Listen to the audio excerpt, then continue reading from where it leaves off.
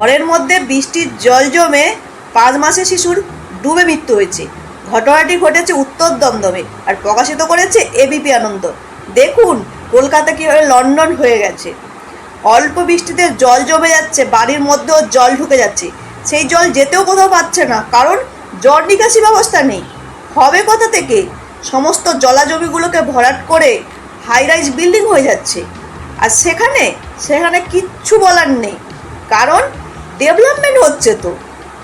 আর সবাই কথা বলবে না, কারণ কি ভাতা পাচ্ছে তো। আর আপনি যদি এই নিয়ে লন্ডনের কথা বলেন, আপনাকে 100টা উদাহরণ দেখিয়ে দেবে এই চটিচাটা দলের লোকের।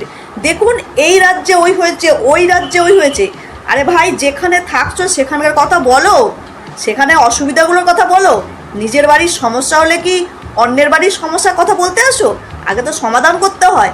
বুঝেছি যে অন্য রাজ্যে অনেক অসুবিধা আছে, কিন্তু আমার যে রাজ্যে আমি বাস করছি সেই রাজ্যে আমি কিছু বলবো না? আজকে যে এই 5 মাসের শিশুর মৃত্যু হলো, তার দায়টা কে নেবে? মানুষ যে এরকম বিপদে পড়ছে, কতদিন চোখ বন্ধ করে রাখবেন আপনারা?